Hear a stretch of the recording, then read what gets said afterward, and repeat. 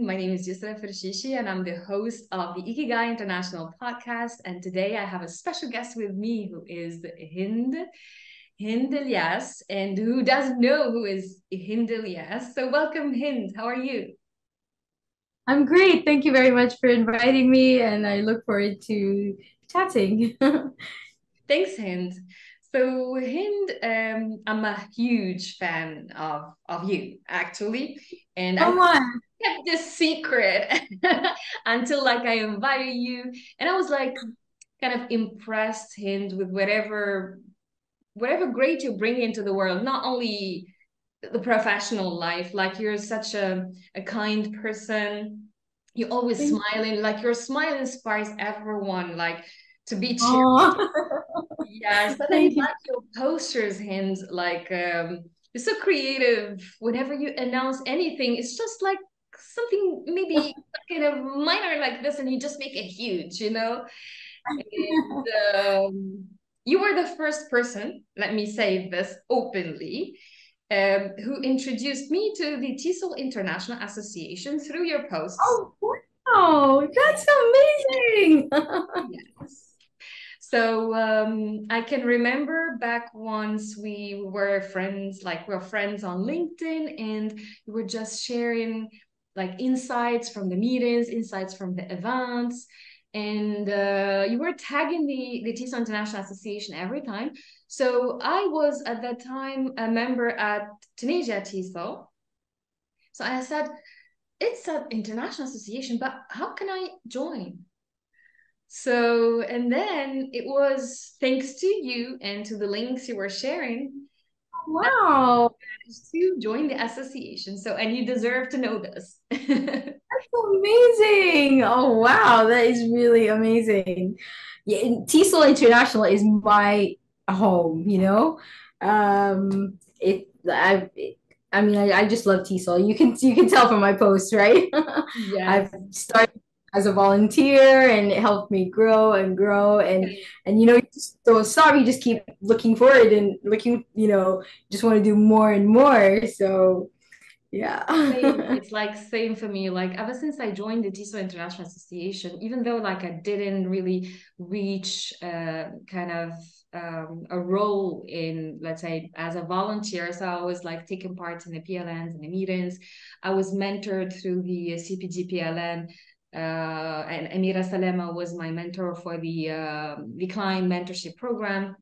So, Oh, but I did cool. not actually like kind of had a real volunteer leadership role in the association. Well, why not? Maybe in the future. So I'm still active and I like the association so much. So who knows? Oh no, not the future. Next week, or we're gonna sit and talk, see how you can get more involved. You guide me. Definitely not You next tell me. week. We need to meet, You have tell me what a to do. meeting, and talk Okay. about all the opportunities and all the TESOL International roles. Thank you. You got me through because like I really learned a lot, and not only with the CPD PLN but also through the Arts and Creativity PLN with Ms. Alison Larkin Kushki and with Shannon, and they're nice and amazing human beings, and ever since I've learned, they're like it's like a second family, like you said. It's like Absolutely. yes, like it has never been like a day without even like talking to Allison or talking to Shannon is a little bit less than Miss Allison, but they're nice human beings. Like apart from being very professional, and I hope to know more people of that. I know Abdul Samad as well. I knew him through TEFL Kuwait, but I knew him initially from TESOL International. Who else I have? About Shadia, I knew her on the association, but I knew her more from TEFL Kuwait as well. So, but yeah, they're very nice people, and I know you, I know you now. Yeah. Actually, most of my friends, like I've known them from TESOL International, and most of we haven't even met face to face, Yeah. but it's just this connection, that I have with all my TESOL friends and colleagues, and Yes. and I always reach out to them to ask questions, and Um, you know, so it's just it's great. It's absolutely amazing. I see Hind that having friends from the field, like friends just like us, teachers and professionals like us within the same field, helps a lot. And it's different from having friends like, for example, like doctors or lawyers. It's like having friends from the field, like it's kind of a support system. It's like you feel heard, understood. As you said, whenever there's something to be mentioned, you know where to ask, who to ask. So Ooh. And even like just being part of TESOL and professional development associations, I mean communities of practice. Um, not many people understand why we do this. So it's nice to have people who, people always ask, why are you doing this? Do you get paid? Why are you doing it? Why are you spending all your time doing all this work? It's work. I tell them, no, this is not work. This is my time. It's me yes, time, yes. I don't feel like it's work at all. This is what I like to do for fun. Like, are you sure? Like, it's not like me. There are a lot of people like me Yes, who like do this for fun and enjoy communicating, networking, learning, yes. sharing, so it is Absolutely nice to be part agree. of And yes, a same. I absolutely agree. It's like that's what we do for fun. And like exactly. talking to each other. And even though like we haven't met, we met only through the screen, but we haven't met like really like for real in the real world. But I hope so. And like it's an Yeah. open friendship to whatever life can bring us, and hopefully all the best. And I'd like to start talking to Hind now, not only the professional, but also Hind, the human being. We missed you a lot. So like there was a time you took a break from social media a little bit, and I hope all is well now, and your family is Yeah. safe and all is well. Yeah, feel safe. And it was so many things happened at the same time. I started a new job, and then, the situation back home, but everything is like settled now. Things are getting better. And it's one of it's really interesting because I didn't really think that people would actually notice that I'm not there. But I got a lot of messages and people asking me, checking on me, are you okay? Where are your posts? Why did you post anything for a whole week? Even on LinkedIn, people I don't know. Like I think people are closer on Facebook, Mhm. but even LinkedIn, people who I'm I just told connected you. with. I told you have Yeah. a nice energy. I told you that's why people missed you. Do you think they would miss someone they don't like? So yeah, so we were worried first. So once I even texted the first time, so I said like, let's give him time. Maybe she's like settling things down. She's like, I know everyone is busy, but it's not you. Like him, you never spend like a week without posting anything. True, true. Yeah, exactly. That's true. Yeah. Yeah.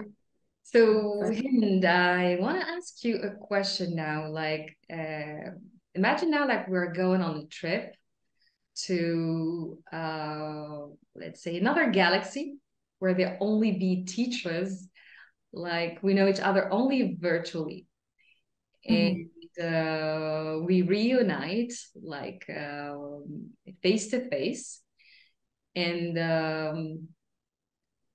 let's have a chat, let's say, and starting from the the beginning, let's say. So if you recall Hind, your first teaching experience, let's say, so let me frame it like a kind of step by step. So first, as a profession, did you choose to be a teacher, Hind, or like you just took this as part of your major in studies, and then you just discovered that you like teaching and you took it on a career path, or how did it all start? Actually, it was very interesting. Um, I I was interested in studying linguistics and literature, but when I was back home in Sudan, uh, you had to study in Arabic for a few years to get to the final year, which was pure English. And that was very difficult for me. So I thought, okay, I'm going to have to do something else. And the only college that was English from the start was the one that I went to, and they did not have English. They only had psychology. So I thought, okay, let me do psychology. So I studied psychology, and I really enjoyed it. It was very interesting. But then when I started like my practical training, I was really no, I felt I can't see people suffering. We went to hospitals, clinics. I was like, no, I am not doing this. This is too sad. I can't handle this. So I'm gonna just, you know, uh, do something else. So, because at the beginning it was TEFL, and we did a few courses that were related to English, and then I thought I would go to that line, but then I decided no. And then I thought I was also interested in social work, Oh, yes. and I was just dying to join a UN organization, and I applied and applied like Oh after my I graduated. God. Oh, wow. I Wow. said I'm part of UNICEF. Which one? What are you interested in? Social work in the UN and like helping people and volunteering. I guess that's what we're doing actually now, but Yeah, within the teaching framework. I always wanted to be an interpreter with the UN. It's kind of traveling the world and helping others and refugees and all that stuff kind of related. wow. I wanted to do that, and I applied to every single organization, and they wanted 5 years experience. I had no experience. And then when I graduated, I was lucky. Um, I was one of the top 10 students, and then they chose us to go to different organizations. And one of them was an organization in Sudan. It's called SOS, Oh, which yes. is Save Our Souls, and it's a children's village, and it was really interesting. And yeah, so I was volunteering, and they didn't tell me anything. They weren't really, things just take forever, and they didn't really give me a proper contract, and they were just stalling and stalling. But Yes. at the same time, I had a friend who was our um, well, when we were in advanced classes, so we were exempted from English classes, and this teacher of ours, Michael Metcalf, was the one who, we instead of doing English exams, he's like, this is just a waste of time for you guys. Why don't you do Shakespeare plays? So we did Shakespeare plays, and we adapted them. We had like Sudanese version of the Shakespeare plays, and it was really interesting. So we had so much fun. And we were learning as well, and we were doing literature. So so then he called me and said, "Oh, you're done. Why don't you come and work for our school?" And I was like, "School teacher? I don't want to do that." And they kept calling and calling and calling, and I was like stalling and stalling and stalling. I wanted to know what was going to happen with the Yeah. organization. And then eventually I gave up, and I was like, "Okay, let me do this for a few weeks and see how it goes." Uh, So, I just walked into the school, and it was just amazing. It was an international school, and it was really, really advanced. And, the children and the books, and it just reminded me of my childhood. And I had a great childhood. It was in the UK, and it kind of reminded me of London. And I felt like, this is great. And he even said, you can, which class do you want to teach? I said, I don't know. He said, okay, let's put you in the middle. So not too young, not too old. I think grade 3 or 4 would be good. I'm like, okay, I'll do grade 3. I thought, okay, I'll just do this until I get the chance to find a UN job or something. So then that was it.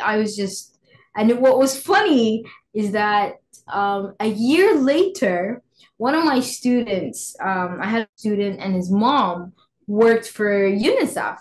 So she came to me and she's like, "Oh, we want you to help us with a child protection campaign." And I was like, "Oh, that's amazing."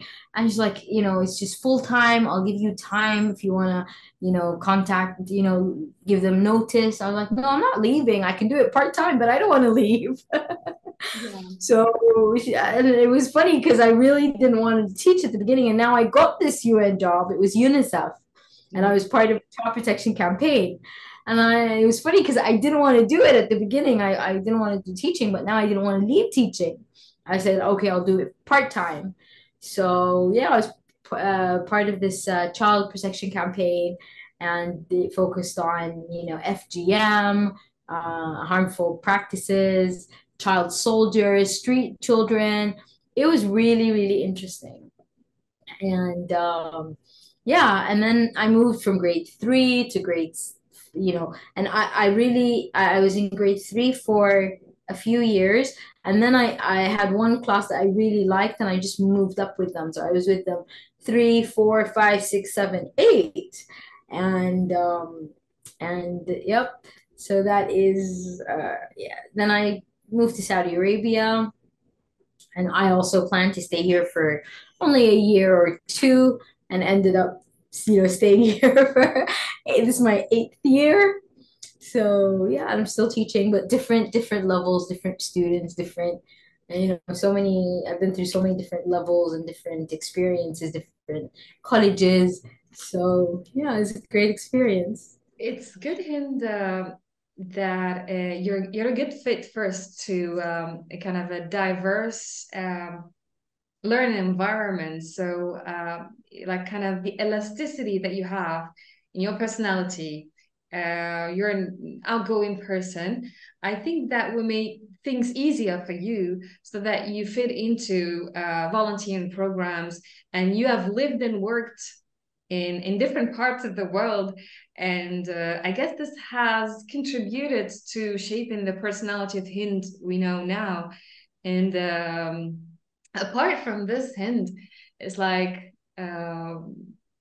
what did you learn from the experience, for example, in UNICEF? And so we'll start step by step. So we'll start with the first volunteering experience. So at the professional humanistic level, so what are the lessons learned there? So money's not everything. Yeah. Like whenever you start a new job or you do something, the first question people ask you is, how much do you get paid? And just understanding that I know money is important and you do need to have a job, but even if you do spend your time doing something that you like, you won't really think about, like, you get other things, Yeah. just like like all these organizations. I mean, different organizations, and just learning that there are other things. It's not you don't just work to get money. There are other things that you can do, just because Seeing you're other people passionate. happy, yeah, and seeing other people happy. Hind, I want to ask you a question. Like, were you part of the Goodwill Ambassador? Were you active in the association? Because I can't remember if it's you or not. I noticed that you were active with my buddy. I forgot the name of the uh, I was actually part of the association, yeah. you're part of it. So I'm right then. Well, ambassador, yeah. Goodwill. I have a Goodwill Ambassador, guys. Here with me. Okay. So what does that require, let's say, kind of for those who want to apply for such a position and volunteer? So what do you Well, one of the things is that, like, people who are passionate about a certain area, well, I think it's actually connected to, Ikigai, Mhm. because you're, if you're in one of the if you're in an association where you're supporting, helping people develop and helping people grow, and doing some sort of, like, voluntary work, and that's the work that we do for, in our organizations. And actually, when I emailed, and somebody invited me to join, and then when I emailed and I explained my roles, they said, oh, you're a perfect fit. So I was there but I wasn't very active. I was more active because I was in a lot of other associations, and I think it was a little bit different than, teaching English. And Mhm. so I was more involved in TESOL and TEFL and National Geographic and Yes. British Council. I'll Yeah. tell you about Just a second, please. I was talking about just a minute. It's like a well-known action which is being kind of globalized now. And I did not get the chance to apply this to any of my work environments because I think it's related to young learners. It's called Mhm. My Body, My Rules, something like that. It's like raising consciousness for young people so that they stay safe and wait a minute, here is it. No. Okay. Gonna find it. But hopefully this was really kind of globalized because I think it's important to young learners so that they know the importance of protecting oneself, especially if um, let's say if they live in countries where there is risk, where they have to go to school, for example, on foot, where they had to take some risks so that they can get the learning experience that others are taking for granted. So I think it's really important because not everyone knows the value of I think I'm talking about the Z generation, you know. It's like school is that mom or dad, they drop them to school, and sometimes they just take lessons and they're bored. And whereas other kids in other parts of the world, they just suffer to get to. We have here in Tunisia, we do have in some areas still they need development and need reforms, especially for kids.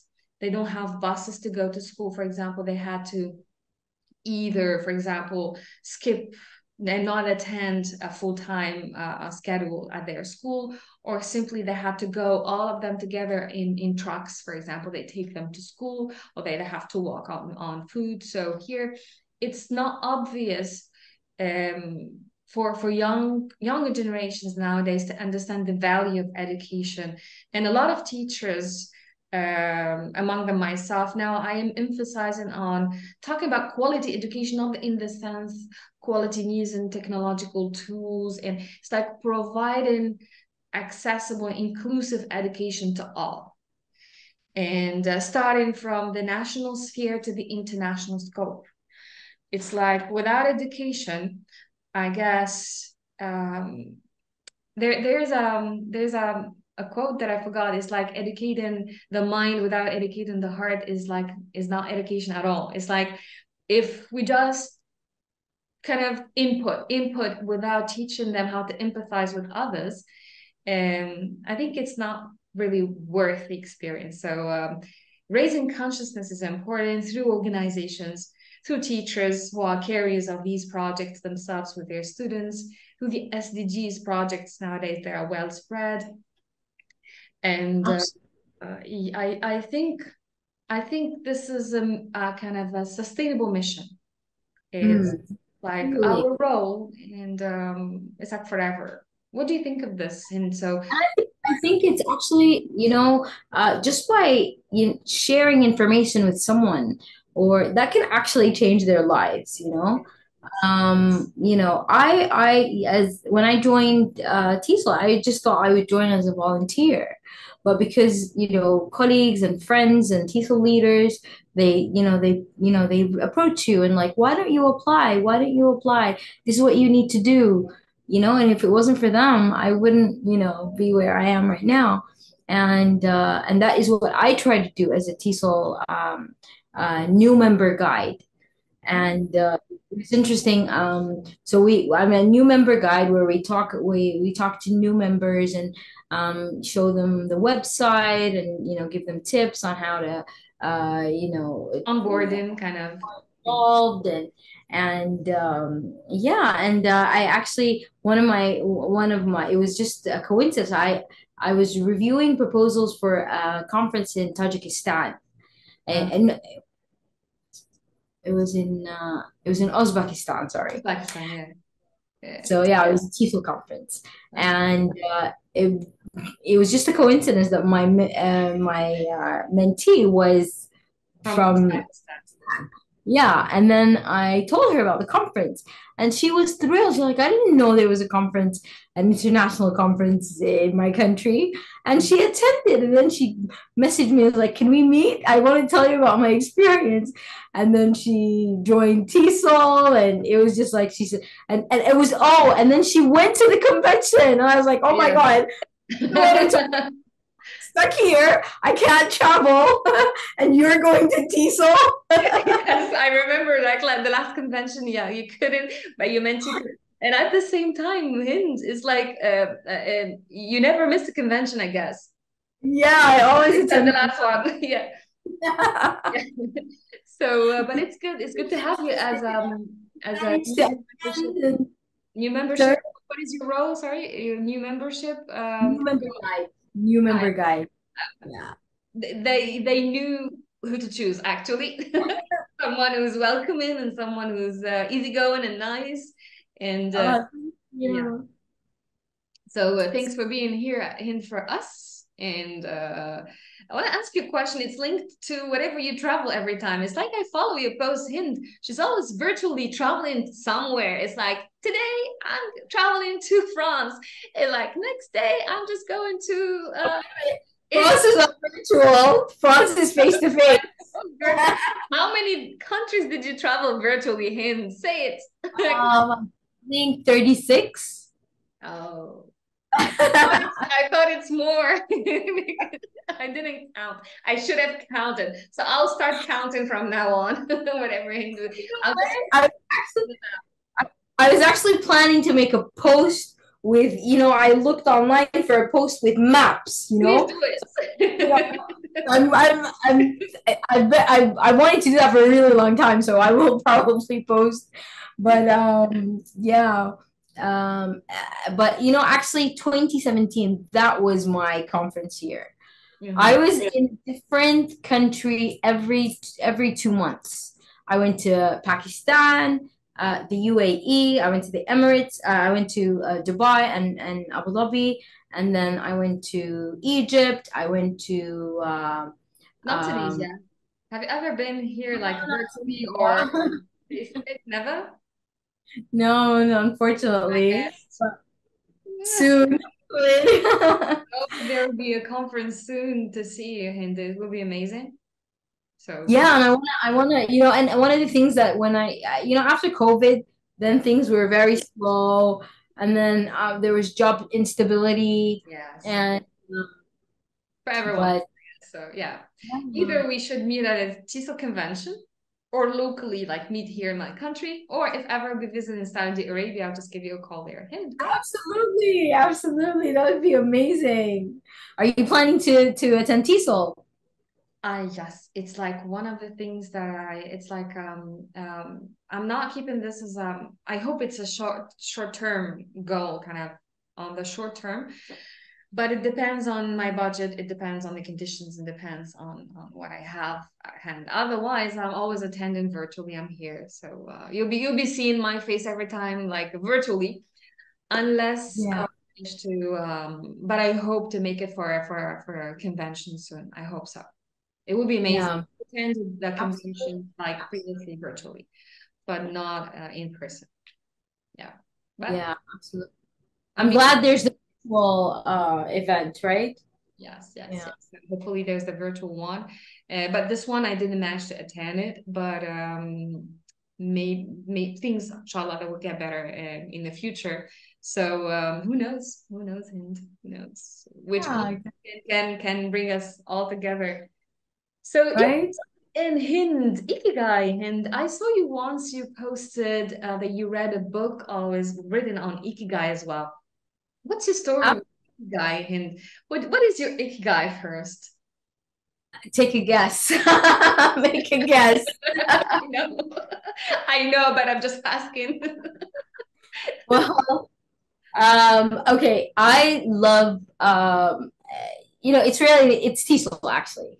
And when I say TESOL, it's not just people whenever I say TESOL, they think it's a It's course. uh, They say yeah, or a it's a, certificate. Mhm. and then I start explaining that it's not the course, it's the organization.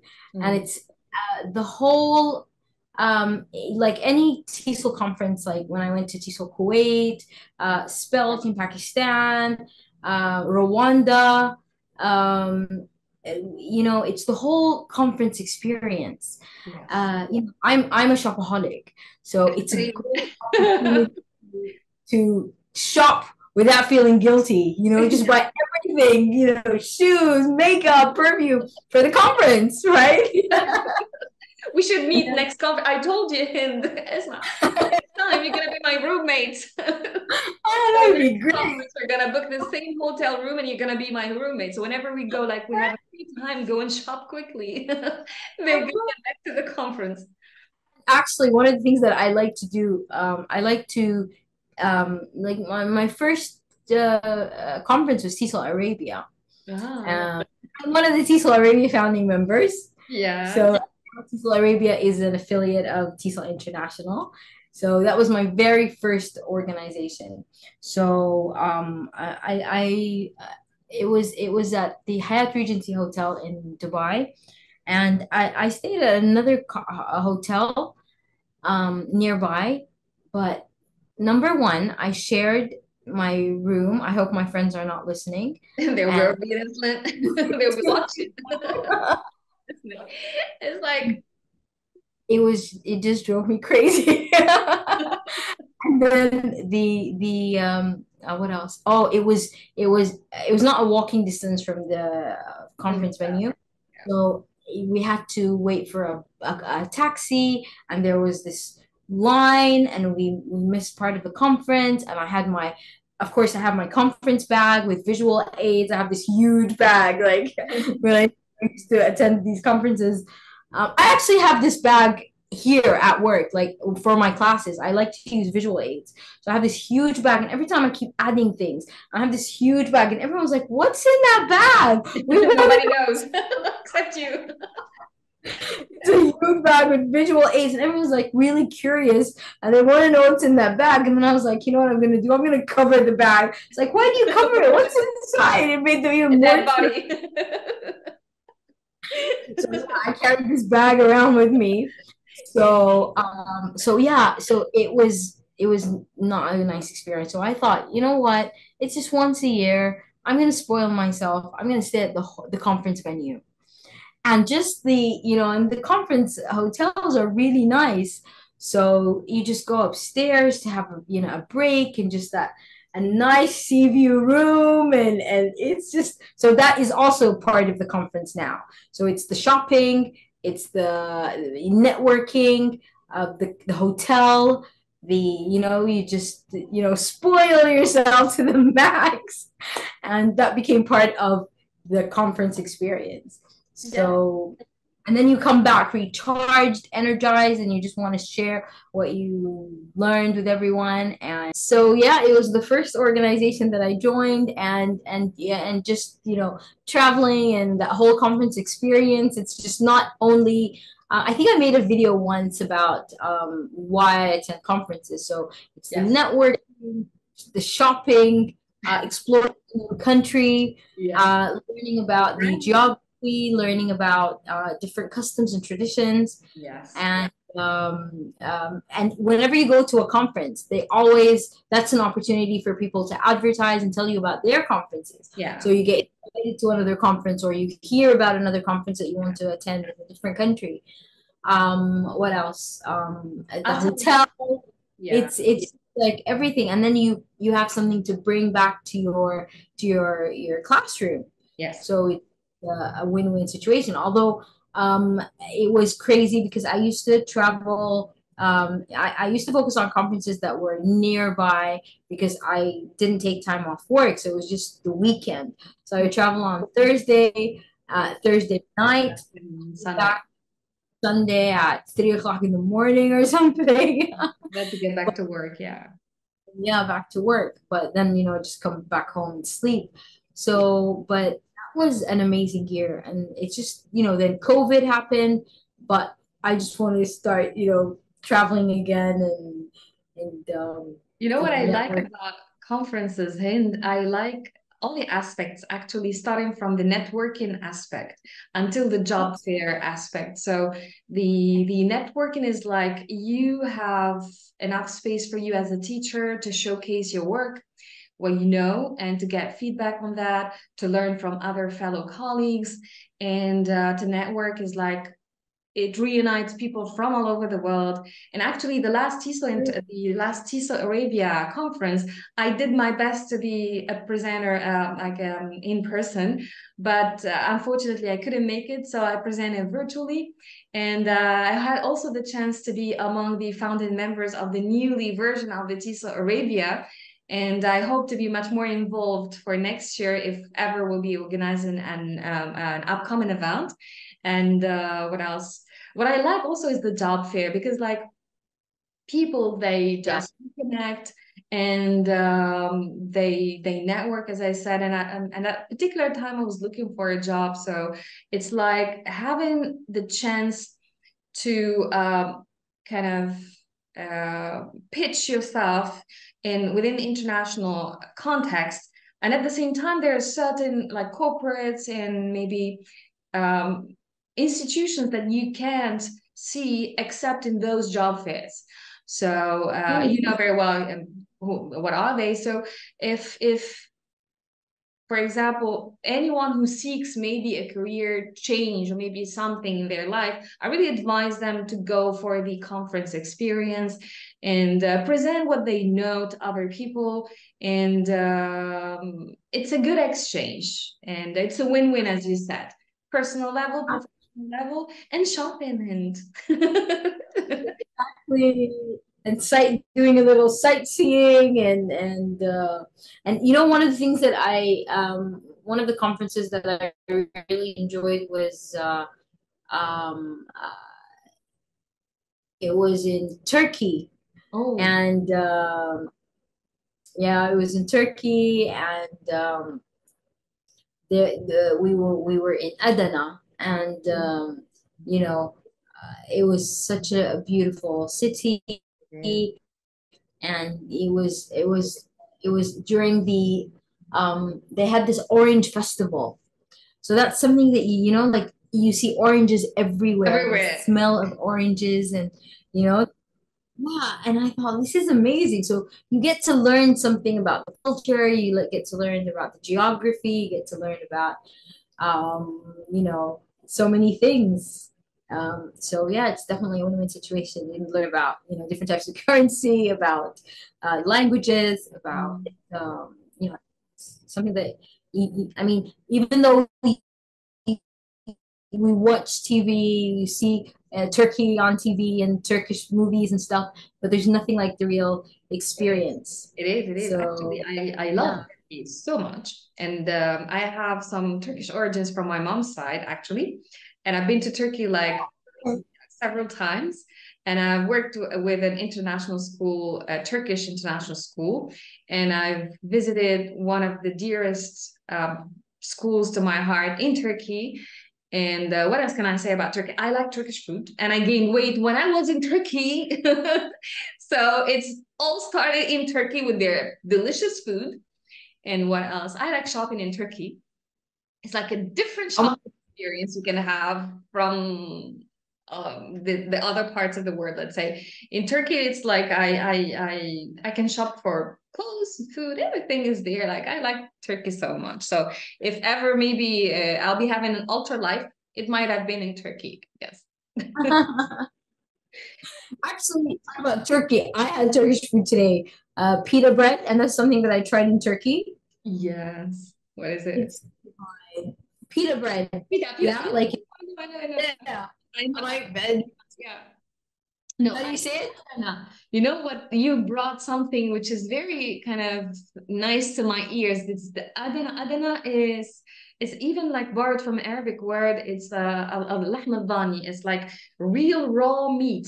It's like when you try the rolls, you know, the Adana rolls, you will Oh, you'll be yeah, it's amazing, but it's kind of very not spicy, but it has a particular flavor kind of. It's like very lamb kind of flavor. For whoever don't like this, don't try it. No, don't try this at home. Okay. But Turkey is amazing with the Turkish delights and whatever you can eat there and whatever you can learn, the culture, the palaces, the music, people, like everything is nice in Turkey. And just like in Tunis, you know, in Tunisia, Turkish and Tunisia, they're very similar in this sense. And we were colonized by the Turkish, you know, in a particular sense. So I guess we share a lot of things. Even our flags, they're very similar, Turkey and Tunisia and so yeah, and I tried to learn the Turkish language, but it's kind of very complex for me. Maybe with practice I can really learn it. But since we're talking about languages, Hind, how many languages do you speak apart from English? And you speak French? No? No, Arabic. Arabic? What else?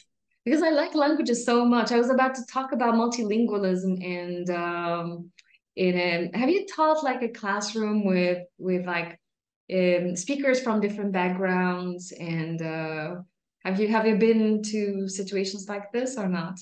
Or if not, Uh, do you want to be included in such a project? well, actually, well, most of the, let's say maybe my CELTA classes, when I was doing my CELTA in the UAE, it was a very international class, people from all around the world. And maybe where I worked when I first started my journey teaching the British educational schools in Sudan. Um, we had it was an international school, Yeah. and mostly diplomats, their kids, and they were from different countries. There was Yes. Pakistan, Egypt, Somalia, Russia. It was Ethiopia. It was really, it was very interesting. Um, very, very interesting. Yeah. I like that aspect so much. You know, you brought to my kind of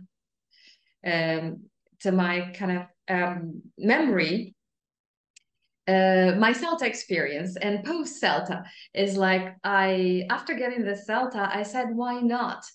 Why I can start the real international experience with the CELTA? Because once you teach within schools with international backgrounds is nice, but after the CELTA, you start seeing this from a different perspective.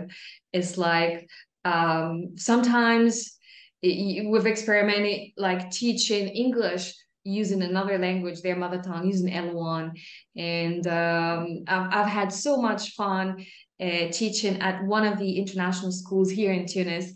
And I had in my class for over 17 different nationalities. So all through the, let's say, not within a single class, but all through that the years that I taught there, 17 nationalities. It was so diverse. And Wow. I have good memories about that. I still remember the events that we held at the school that everyone is representing his country and his identity, even though like English unites us all. But everyone, the children's expats, you know, they carry their identity, they carry their culture with them. So be it in their clothes, be it in the way they talk, be it in their music. So some of them they played some compositions in their mother tongue, in their language, like not English. They have worn their traditional clothes, and that's what I like really, the diverse yet inclusive aspect about the international experience. Is like I still remember my experience. I was representing. I was with Adam and his mom, and I was representing Egypt. So I mentioned this in Amira's podcast. So I brought whatever I have in Egypt, be it these pyramids that I have in here. And Oh, yeah, some of them were here, and I brought my Nefertiti's and all the things that I have with me for that. So it's good. It's good. Like you time travel, but still you are local. And and you feel that, where I feel that? I feel that when I go to London, you see people from, all around the world, and even in Dubai, right? you Yeah. just feel that international, you Yes. know, presence, right? Like everyone's from a different place. Everyone's it's really interesting. And so many people in one place, right? Yes. So yeah, that in the And they Emirates and respect each other, and they do really respect differences, without making any the other people like feel they're different. It's like everyone speaks a language, everyone has certain traditions, but they do assimilate, like I said, in London, in the UK, most specifically in the UAE as well, and a lot of other countries like in Canada, for example, it's the same. So I guess tolerance is key to communication and to kind of bridging distance. I don't want to talk about gap. There's no gap. But it's like kind of I forgot there it was the title of one of the TESOL International convention. It was the virtual one, and it's like bridging. I forgot its name today. I don't know. Building bridges and something else. Could you remember it? I can't remember the title of the. Let me Google it. It's like building bridges, bridging something else. Yeah, was that TESOL?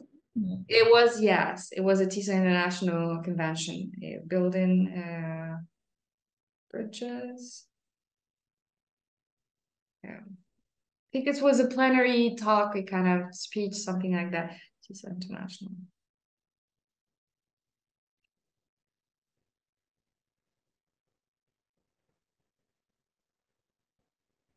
Building bridges, crossing borders. You found it. Journey to a better future for TESOL. Yes, it was. So it was a nice experience at that time, and hopefully, inshallah, I can make it to an upcoming TISA conference. So my next question, Hind, is we're going back to Ikigai and Mhm. Ikigai. So if I ask Hind, apart from TISA International, let's say Hind, the human being, what can you consider as your purpose of life? If we just kind of relocate Hind from Mm. the professional sphere and just take you to a different place. It's like Hind with Hind. So, what is the Mm. deepest thing to your heart, Hind? Your kind of long-term goal for Hind as a human being. Like, don't tell me it's a PhD or it's something that. No, no. That's all I can find right now. Believe it. It's like Hind maybe I don't know. I can't answer this question on your part. It's like what is Hind's purpose of life? If we just keep the professional life on standby for a while, it's like Hind having holidays. What would be Hind doing if not working? Like what all the set of skills Hind like? For example, do you like painting, singing, acting? Um, Okay, so something that I've started recently. yes. Uh, I like dancing. It actually started with the weight loss project. Yeah. Dancing him first. Kind of belly Uh, dance one. it's actually, like there are these trends on TikTok, Mhm. and yeah, there are these trends. That calm down song, Yes. and what was that song? That World Cup song? What was that? Plenty of them. I have a fan. Look, I have a I don't know her name. It's called Maria, I guess. She has a kind of she's been a trend on TikTok, and I What's like what's her. the song? I forgot her name. It's like she's 'Cause a blonde. like She's that a you like. blonde and I forgot her name. Let me just look for it. But there are a lot of trends on TikTok, and it's good that they encourage people to cheer up. Just a minute. I think I've saved one of her videos. Just checking. Okay, this is one, my newest one. Yes. Um, Can you hear it? yes. Please tell me the song, Hind. I'm a huge fan. Yeah. You know the song, right? Everybody knows it, right? Like if you're on TikTok or Instagram, Yeah. and then the moves, like it's really interesting because it really, I tried exercising. I am useless. Like I just get tired so quickly, but this is really really fun, and actually there's a I read about dancing and Zumba, Yes. and Yes. there's Yes. there's um, a hormone, that makes you feel good when you're dancing and you're I exercising. know. I know. I know. I like dancing It's a- so much. And I've been looking And here in Tunis, look, for because I like African dance a lot. And I've been looking where I can learn the real African dance from an authentic, real African person, But rarely did I find here in Tunis. It's like either it has been appropriated and they're just trying to kind of imitate a little bit. But I'm following on YouTube, and you might find me next time posting a TikTok video, with this. we're gonna probably post one together. It's gonna be private and not public. But So much public humiliation. it's funny because I saw this video about someone trying to learn some dances, Yeah. and then it said the expectation and the reality. What it really look like when you're dancing or you're singing, what you think you look like and what you really look like. So I think I'm just gonna give it a little more time, a few years until it's professional. A few moments later. I remember I used to do yoga with Rosa Aronson, the former executive director, TESOL executive director. She was amazing, and she had yoga classes. Yeah. So um, it, I would just look. I was like, how can I do that? How did she do that? You know? Oh my goodness. Just like in the beginning, the warm up, I was like, oh, this is easy. What? so, I'll tell you so something. I can't even go back like the way I used to be like years ago. 3 years ago, I used to be a yoga coach. I used to coach people how to do things and all that.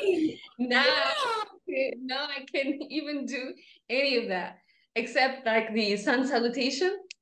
Then bye bye. all of the other postures and movement. Like I gained weight. So I think I should go to kind of something else before going back to yoga. It's like maybe dance. Maybe dancing and yoga. Oh my god. All right, so yeah, Hind and Actually, I like um, I don't really, I'm not interested. I'm not the type of person who likes to travel. I like to travel to go shopping. Okay, but it's like I'm not really interested in, yeah, it's but not fun. really interested in, not really. Like I like to go to conferences and just like yeah, like I feel like that is my travel thing, but I wouldn't really go to a different country just to go sightseeing but I was like when I saw there's this um guy on social media, and they always have these dances, these TikTok dances and Yeah, these show me trends. your dance. Show And me your dance. Do you know that guy? There's one very famous guy. It's like travels the world and asks people about their how they do they dance their countries. It's show me your dance. I forgot his name. no, I've never seen that. Oh yeah, I'll send it to you whenever I find it. It's like uh I should find the video. It's not the right time to look for it. But I will send you the video once I like he traveled to India, he traveled to Morocco, Egypt, and it's like he asks people, show me your dance in the street. And like strangers in the street, they start dancing and show him how to dance. And Oh, I'll look for it.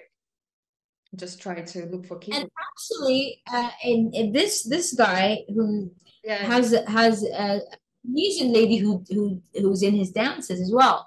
And I was like, I kept watching different, and they're trends, right? Always, you can always see these trends.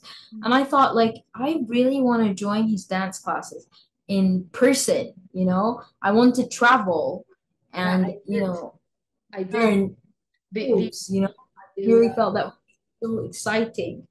I'm sorry. Yeah, I did attend dance classes and it was amazing. I remember the first one was merengue and salsa and all Latino kind of dances, and the flamenco one was a life-changing experience. Is like I Wow. like the energy so much.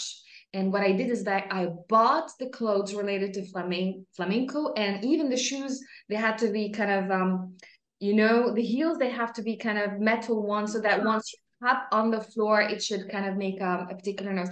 It's so amazing. And flamenco was like among the let's say a lifetime changing experience in my life. I still remember the moves, the energy, the music. Uh, Absolutely. and it's look, I believe that we are the work of art actually as human beings. It's like the way we see people, we create our own world through music, through culture, through whatever we share to the world. So, and I think if that what makes society actually so different parts of the world, and the way we see it also makes a difference because some people they can just look at that particular thing and don't really recognize its value. Others they can just take something really minor, I don't know, this is a Himalayan salt like kind of thing, but to others it can represent other things. They can see it from a spiritual point of view, they can see it from an energetic point of view, from a healing point of view. So uh, I think it's good to live a life worth living, but that what makes Ikigai. And I'm glad like to really have crossed a lot of people, among them you, that have added value to society, added value to other people's lives. And Really. your smile brings a lot of positive energy, Hind. And you should And label this, and send it to the Guinness World Record. And you said this is label it so that no one can steal it from you. um, And wish you the best, Hind, and thanks for being my guest. So I'll let you it's add anything you really, want to add. Yes, I really enjoyed chatting, and I found that we actually have so much in common, we do. right? We Yes, do have we so have to interesting. we have to talk more. We have to brainstorm. Maybe we have to Zoom, and I Absolutely. think we can work on something together. I like the We Mentorship initiative that you did. I was part of the conference that you have organized together with the colleagues. So let me know if I can help in anything related to. We definitely need to meet to get you more involved in TESOL, and you can know about all the amazing things that happen in TESOL. And definitely, yeah, I'm sure you'll be one of the TESOL leaders one day.